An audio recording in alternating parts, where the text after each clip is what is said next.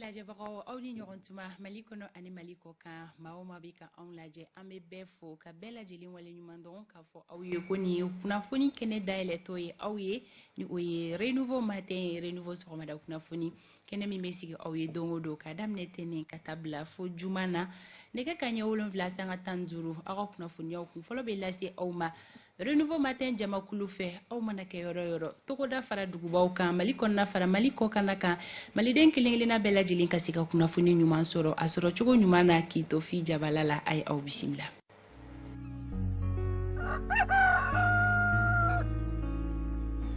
Tarata ye bi ye janvier kalo tile 11 san 2022 aw nisɔndiyalen bɛ aw bisimila sɔgɔmada in na solika wuli kɛbagaw an mana sigi nin kɛnɛ kan an bɛ fɔlɔ ka aw de fo sabula baara ɲɔgɔn tɛ cogoya si la aw minnu bɛ yen nɔ k'aw sera aw ka baarakɛyɔrɔ la ka ban aw ka télé bɛ Renouveau la ko kunnafoni kɛnɛ dayɛlɛtɔla filɛ ni aw ye maa minnu fana bɛ sɔgɔ anw na don o don u ka sokɔnɔnaw la an ka foli bɛ u bɛɛ lajɛlen ye n'an sigira nin kɛnɛ kan an lamɛnbaga jamakulu an tɛ ɲinɛ aw fɛnɛ kɔ radio Renouveau lamɛnbagaw an ka foli bɛ aw ye radio Ɲɛlɛni ka bɔ Segu an bɛ Segu n'a lamini ka foli kɛ radio Bɛnkan ka bɔ Kɛrɛwani radio Tiɲɛdugu ka bɔ Jura radio Futa ka bɔ Yanfoyila radio Bɛsago ka bɔ Kucala radio Kanaga ka bɔ Joro radio Kumakan ka bɔ Bila radio Jigiya ka bɔ San radio Naro Samaya ka bɔ Ɲɛwuleni radio Danbe ka bɔ Bɔrɔn radio Faso Kanu ka bɔ Welesebugu radio Nciba FM ka bɔ Kati Falajɛ radio Nema FM ka bɔ Kasaro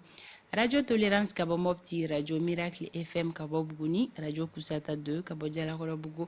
radio Altakadum ka bɔ Sikasso site internet Mali Bamada ka bɔ Faransi an ma ɲinɛ radio Mamilon lamɛnbagaw kɔ ka bɔ Kebila maa minnu sɔgɔlen no an ka bɔlɔlɔsiraw fɛ ni o ye Renouveau FM Renouveau télépage ye an bɛ foli di an ka abonné kelen-kelenna bɛɛ lajɛlen ma ko bɛɛ k'i bisimila bi tarata Renouveau Matin ale kɛnɛ kan o la bi jamukan kɔnɔna la anw ka laseliw bɛna boli minnu kan bakurubaw olu dɔw filɛ nin ye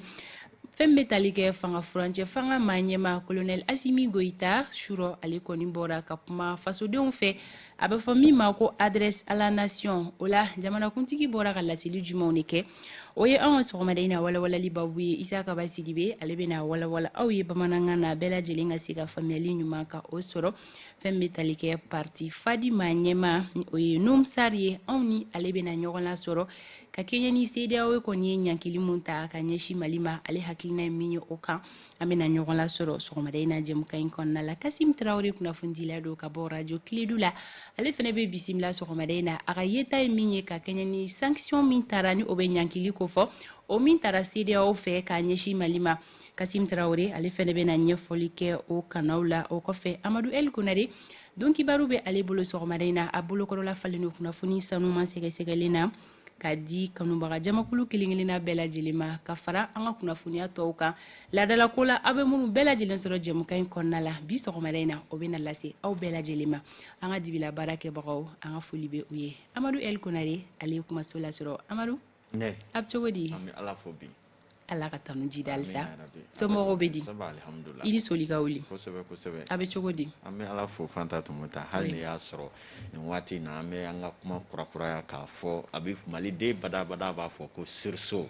wuli ka jɔ jamanaden ka wuli k'i jɔ o kuma de selen don an bɛ fanga fɛ o an tɛ fanga fɛ o transition diyara n ye o a ma diya n ye o an ka fanga binna an ka fanga ma bi dɔ farala a kan dɔ tɛ fara a kan an ka nin bɛɛ bila an ka jɛ ka kɛ muso kelen den ye k'an bolo bila ji kelen nɔ k'an ka jamana kunkɔrɔta sabula n'i y'a mɛn l'honneur du pays jamana ka danbe makarani jamana kunkɔrɔtali o waati de sera min bɛ se ka min kɛ o la a ka kan an k'o kɛ walasa diɲɛma yɛrɛ k'an bonya wa an ka se k'an bɔ nin ko ninnu bɛɛ la an kunkɔrɔtali siga foyi tɛ o la ko sigi mana gɛlɛya ka se niveau dɔ la fɛn bɛ tali kɛ ko caman bɛ yen nɔ an bɛ o bila an bɛɛ lajɛlen bɛ fɛn sɔrɔ fɛn kelen min na o ye an faso Mali ye an k'o bila fɛn bɛɛ lajɛlen sanfɛ min bɛ se ka an bɔ gɛlɛya kɔnɔ an bɛɛ lajɛlen ka fara ɲɔgɔn kan ka o sira ta n'o kɛra Mali bɛ situation min kɔnɔna la an dalen b'a la ka fɔ solution ɲɛnamaw olu na sɔrɔ a la Amadu an bɛ segin k'an ka dibila baara kɛbagaw k'u fo kosɛbɛ sabula ka da kan walasa ka ni jɛmukan in kɛ a bɛ soli ka wuli ko fɔ an bɛ wagati min na ko sisan bɛɛ lajɛlen b'a kalama ka fɔ 5 heures b'a sɔrɔ la an bɛ dibi la hali 6 heures b'a sɔrɔ kɛnɛ ma ci donc cɛden fɛn o fɛn bɛ na ni kɛnɛ in kan muso fɛn fɛn bɛ na an b'u bɛɛ lajɛlen fo sabula yɛrɛ ji kɛcogo ɲuman awɔ ale ni foli ka kan kana ɲinɛ ɲɛma yɛrɛ kɔ fɔ ma afana ni jamara haman bebe na le sore na 5 heures nu wakati ni ma kuraja aba ka farni faga ibina bala jole na amano afana fo kani chestri ko demaya ka famu ko bara na tugodo ni bela jele metimna jare ko fo abe bara kanu ne ko fo kanu magaw ay aw bisimla ame do renouveau matin kon na la sisani wakati bolo da chugoy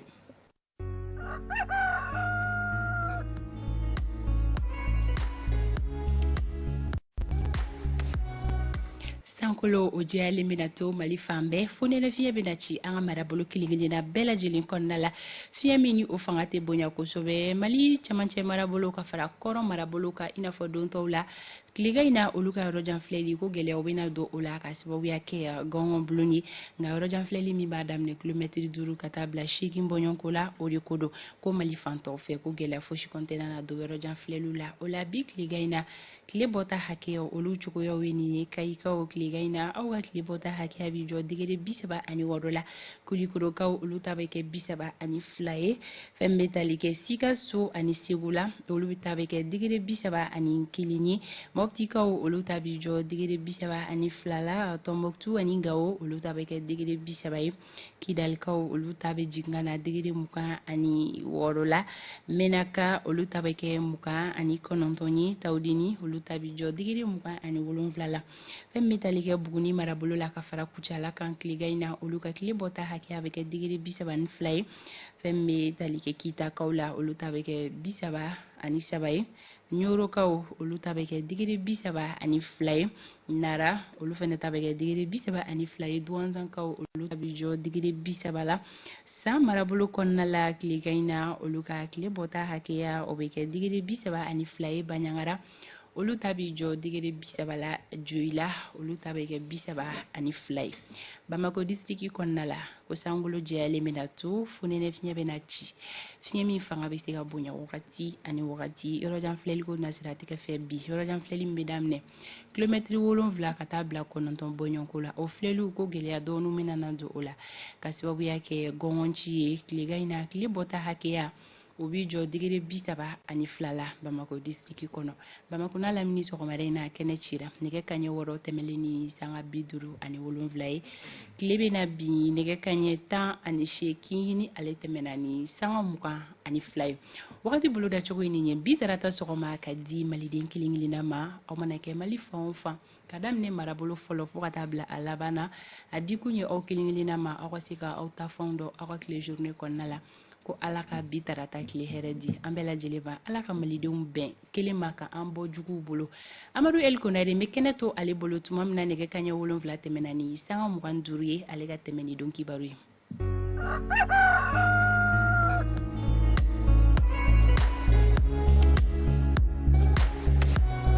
ko kuna foni sanuma odoro ne bisiga ma kuna sirilila wasa amadu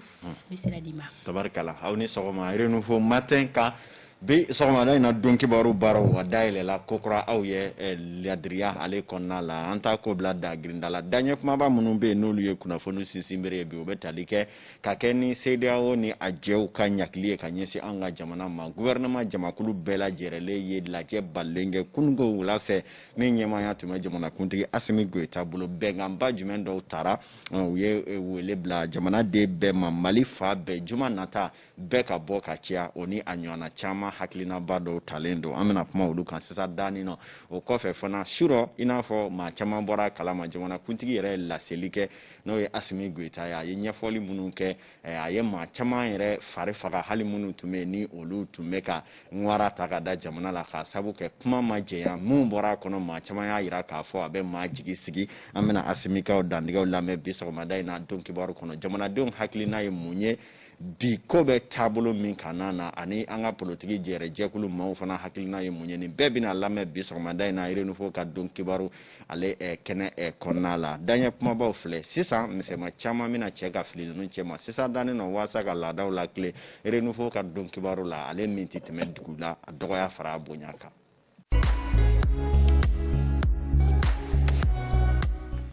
mao ma be jendu holo sanfe bebi bo jamana dola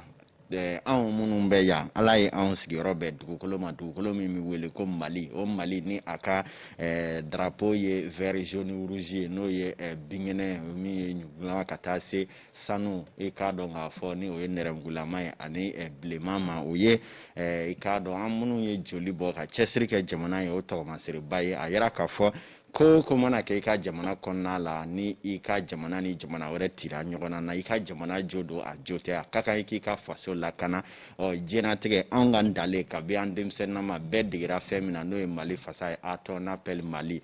kumakan minnu m'o kɔnɔ a kuma kolo ka girin ko wele ka bila jamana de bɛɛ ma maa o maa ko ni jugu y'a kunbɔ a kɛra kɛnɛma jugu ye a kɛra sokɔnɔ jugu ye ko anw tɛna sɔn cogo si la jugu kana dangari an na ka an sigilen to hali n'an ni an ka nafolo bɛ taa o da fɛ ko an b'o kɛ anw de ye nin layidu ta ka bi waati jan fo ka se bi ma o kuma an bɛ don min na i ko bi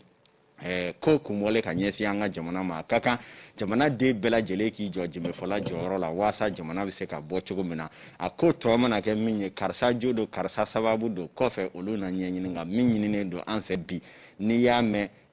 jamana kɔnɔ n'i y'a mɛn an ka nin kɛ jamana kɔnɔ o b'a yira i ka jamana yɛrɛ de bɛ yen o kuma wulikajɔ minnu bɛ senna ka ɲɛsin anw ka jamana ma maaw b'a fɛ ka anw ka jamana si latunu ka bɔ diɲɛ yɛrɛ bunakun kan o kuma ni anw y'an sigi k'o taatɔ lajɛ a bɛna kɛ sababu ye ka jamana koya yɛrɛ bɔ anw bolo pewu o kama anw b'an ka fanga fara jamana ɲɛmaa bɛɛ ta kan bi waasa an ka se ka malidenya ɲuman wulikajɔ olu sinsin jamana bɛ se ka basigi cogoya min na o ye an ka laɲini ye k'aw ladɔnniya k'a fɔ an ka kunnafoni kɔnɔ an y'a fɔ ten tɔ Mali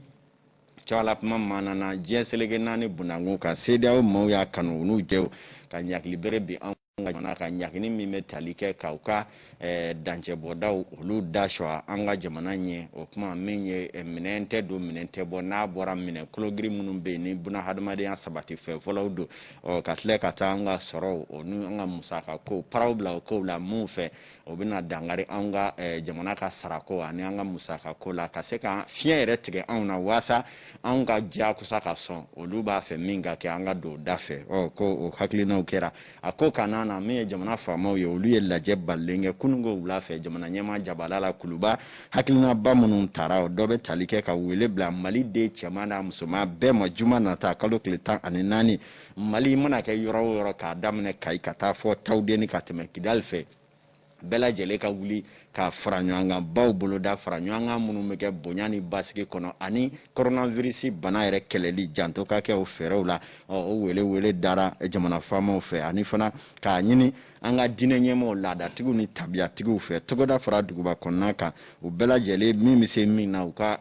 dugawu kɛ jamana ye minnu bɛ se ka sarakati bɔ minnu bɛ se ka fɛn o fɛn kɛ u ko bɛɛ lajɛlen kɛ Mali ye kɔfɛ fana u ko k'u bɛn n'a kan jamana faamaw ka fɛɛrɛ kɛ hakili jagabɔ dɔ ka sigi minnu baaraw yɛrɛ daminɛna ka ban Mali bɛna a ka yɛrɛma hɔrɔnya jɔnjɔn ani a ka danbe ani Mali yɛrɛ korokara bɛɛ lajɛlen lakanani baaraw olu o fɛɛrɛ bɛna kɛ mun ye u b'o hakili jagabɔ la waasa Mali ka se ka kuntilenna kelen sɔrɔ waati nataw olu kɔnɔna la o kɔfɛ fana u bɛ wele bila Mali den bɛɛ ma maa minnu bɛ yen u ka se ka gɛlɛyaw ni laɲini minnu bɛ mun bolo u ka a ko sonsoro dɔɔni nin waati na ka kɛ ni waati ani a cogoya ye u ye foli ni tanuni kɛrɛnkɛrɛnni ta fana ka ɲɛsin an ka wolomasiri taba bɛɛ ma ka kɛ ni u bɛ cɛsiri ani jaabi minnu sɔrɔla nin waati laban ninnu na an ka jamana yɛrɛ gun bɛɛ lajɛlen ka sigidaladenw b'o seereya bɛɛ b'o seereya k'a dɔn Mali finitigilakaw b'a la ka sebaaya ba sɔrɔ juguw kan na o min yɛrɛ man ni dɛmɛma jɛkulu caman ye sabula ni Mali sera a yɛrɛ kɔrɔ sira na di olu dɔw ma ka taa ka bɔ an ka jamana kɔnɔ olu dɔw ka sɔrɔ dun gulonnen don Mali ka ni bisi baza ninnu na i n'a fɔ ɲininikɛla dɔw ye a yira an na cogoya min na ninnu ye hakilinabaw ye u ye wele bila an ka jamana den bɛɛ fana ma minnu ye sigidaladenw ye ko bɛɛ ka i hakili sigi ko wulikajɔ minnu bɛ senna jamana faamaw fɛ ko wa baara bɛɛ bɛ kɛ waasa an ka population n'o ye Mali denw ye gɛlɛya kana dangari maa si la fɛɛrɛw ka sigi sen kan k'a ɲini jamana den bɛɛ fɛ bɛɛ ka dɔɔni bila waati gɛlɛ ani waati jɔnjɔn ko ɲɛw ko olu tɛ se ka kɛ kelen ye nin ye hakilinabaw ye minnu taara minisiriw ka jɛrɛ senfɛ kunungo CEDEAO ka nin hakilina in ale cogoyaw kan o jɛrɛ kun cɛra yɔrɔnin binna baaraw bɛɛ lajɛlen kɛra ka hakili jagabɔw kɛ ka kuma jamanakuntigi yɛrɛ ka se ka na dantigɛ kɛ dantigɛ min bɛ tali kɛ ko in kana na ka bɔ makun kɔnɔ ka ɲɛfɔli kɛ malidenw ye u k'a dɔn kow bɛ danga jumɛn na jamana faamaw bɛ fɛ k'a kɛ cogo di u y'o dantigɛ kɛ Asimi Goita ye ɲɛfɔli kɛ sanga 4 kɔnɔna la an ka jabaraniso la an ka ɲɛma d'a ma sɔɔni ka sɔrɔ k'a walawala aw ye. Mes chers compatriotes, comme vous le savez, la communauté économique des États de l'Afrique de l'Ouest, CEDEAO, a prononcé hier, 9 janvier 2022, des sanctions contre le Mali lors du sommet d'Accra. La lecture des communiqués de la CEDEAO et de l'UEMOA donne le sentiment que la complexité de la situation du Mali n'a malheureusement pas été prise en compte. Il est regrettable que des efforts des autorités de la transition aient été ignorés. Mes chers compatriotes, l'heure est au rassemblement de tous les Maliens sans exclusif pour réaffirmer nos positions de principe et défendre notre patrie. Chaque Malien, où qu'il se trouve, doit se comporter en défenseur des intérêts supérieurs du Mali. Nous mesurons la gravité de la situation. Il revient à chacun de taire les divisions de quelque nature que ce soit, de se retrouver autour de l'essentiel qu'est le Mali, notre patrie. Aussi, j'en appelle à une mobilisation constante et à une résilience face à la situation. Mes chers compatriotes, nous avons tenu les assises nationales de refondation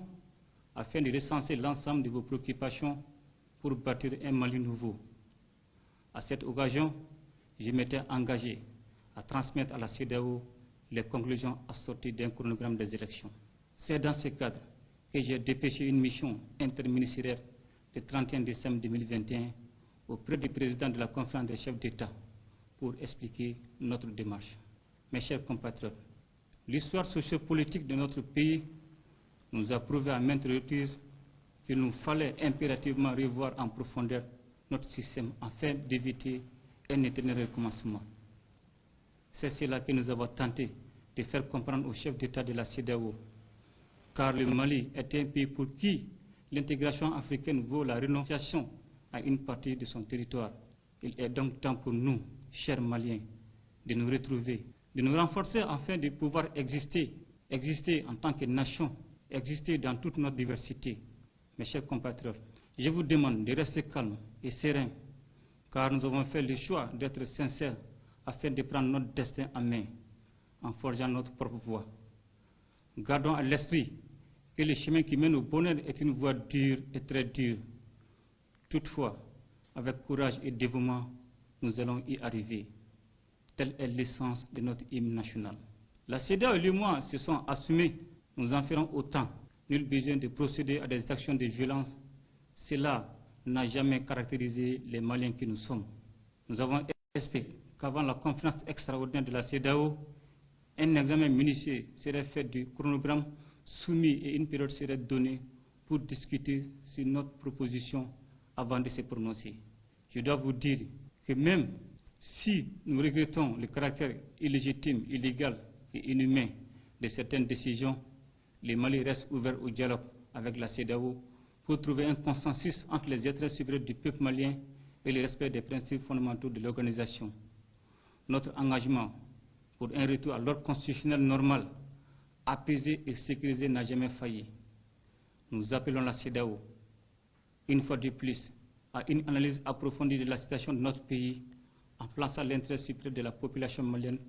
au-dessus de toute autre considération. Mes chers compatriotes, j'ai bien conscience des inquiétudes quant aux conséquences de ces mesures, mais je tiens à vous rassurer que des dispositions sont prises pour faire face à ces défis et que les actions d'approvisionnement se poursuivront. Mes chers compatriotes, depuis que nous avons pris nos responsabilités face à notre destinée, nous avons toujours œuvré pour le bien-être de l'ensemble des populations maliennes dans toute leur diversité et nous continuerons à nous y atteler. Maliennes, Maliens, je ne saurais terminer sans vous exhorter à davantage de solidarité et de résilience face aux nombreux défis de l'heure. Ensemble, nous bâtirons le Mali de demain, qu'Allah bénisse le Mali et protège les Maliens.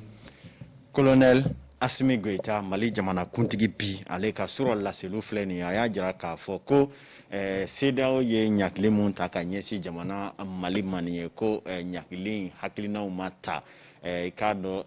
bɛnkanw jateminɛli kɔnɔna la wa a ma ta hakili ɲɛna maa yɛrɛ ti fɛn min kɛ i buna hadamaden ɲɔgɔn na u y'o de ta ka ɲɛsin anw ka jamana ma o tuma ko wulikajɔ ni fɛɛrɛ bɛɛ lajɛlen sigira olu fɛ waasa ka se ka CEDEAO maaw n'u hakili yira ɲɔgɔn na o kama kabi ko in ɲɛkɔrɔ olu ye cidenw ci ka jamanadenw layidu min kun tara ko malidenw a ye na aw b'a fɛ Mali ko ka kɛ cogo di Mali ka bila sen kura jumɛnw kan o de kɛra assise ye malidenw bɛɛ lajɛlen welela min na o wele senfɛ jamanadenw ye hakilina mun fɔ u ye o jaabiw ta i n'a fɔ layidu tun bɛ cogo min na ka taa di CEDEAO ma nka CEDEAO ma kala don i ɲin na ka bɛn ni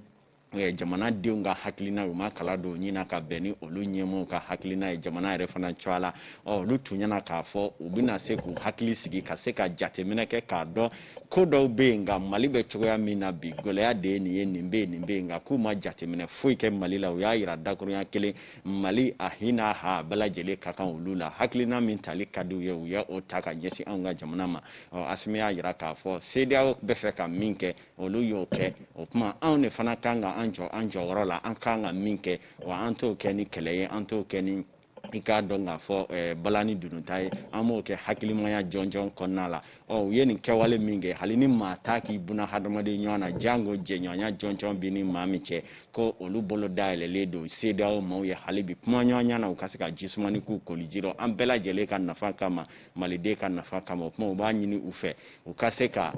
ko mana kɛ kow jukɔrɔ u k'o bɛɛ to yen sabula foyi tɛ dugukolo sanfɛ min bɛ maliden ka ɲɛnamaya ɲɛ min bɛ Mali ka hakɛ ani danbe ani Mali ka tabiya o ni ɲɔgɔn cɛ o wele kɔni dara hali bi ko bolo diyanen don CEDEAO maaw ye u ka se ka na bɛɛ kuma ani sigi ka fɔ kuma ka kɛ ko kɔni ye o laɲini o b'o kɛ bi an bɛ don min na o kuma ko an mun ye malidenw ye an k'an hakili sigi wulikajɔ ni cɛsiri fɛn o fɛn bɛ se ka kɛ waasa maliden kana tɔɲɔ ka degun ko u b'o cɛsiri olu sigi sen kan an ka jamana ko bɛ yen hakilina min bɛ min na bɛɛ k'i ta bila nin waati ninnu na an ka Mali lajɛ maa o maa bɛ wulikajɔ ni panga muruti fɛn o fɛn kɛ an k'a bɛɛ kɛ Mali lakanani ani Mali yɛrɛ ka danbew makarani na ka ɲɔgɔn kunkolo waasi in bɛɛ dabila an ka ɲɛsin an ka jamana ma ko waati de sera olu n'a damanda ye kuma kologirinw ye jamanakuntigi Assimi a yɛrɛ ye minnu fɔ a ka dantigɛ ninnu kɔnɔna la o kɔfɛ fana an y'a ye k'a fɔ lakɔli karamɔgɔ minnu bɛ yen ni olu ye syndicat signataire minnu kɔni bɛ article 39 kɛlɛ la olu y'a jira k'a fɔ tiɲɛ don sariya sɔsɔ la bin kɛlen don lakɔli karamɔgɔw kan nka jamana bɛ bolo min na u ka gɛrɛfu baara bila olu y'a sosoro o yɔrɔnin bɛɛ kabi kunu surɔ u ka hakilinaw la maa m'u diyagoya u yɛrɛ dama de ye ɲɔgɔn ye lakɔli karamɔgɔ ɲɛmaw ni lakɔli karamɔgɔw ka bonya kɔnɔ ka jɛ k'u ka baara bila wuli ko bi sɔgɔmada in na lakɔli karamɔgɔ bɛɛ ka don kilasi kɔnɔ Mali kɔrɔ n'a tilebi k'u ka baaraw kɛ o bɛ cogo min na lafasa jɛkulu caman b'o wulikajɔ ninnu na waasa an ka ɲɛsin Mali bɛ gɛlɛya min na an kana na dɔ fara gɛlɛya kan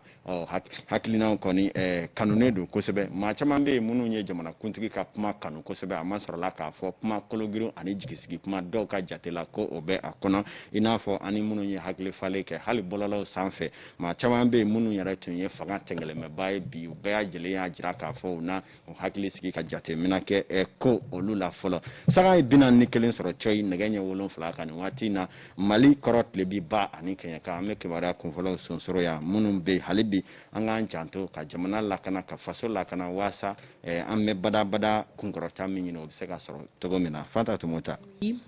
ko bosow ni dɔgɔnɔw u ka jɛ u fana k'u tɛgɛ di ɲɔgɔn ma waasa nin waati gɛlɛ u bɛ se ka latɛmɛ cogo min na an tɛgɛ bɛ ɲɔgɔn bolo déjà an furadama tɛgɛ bɛ ɲɔgɔn bolo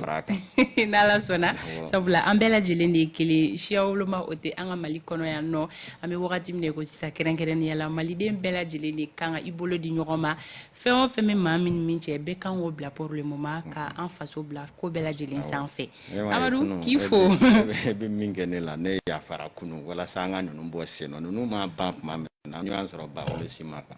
o de fana tɛ ko ye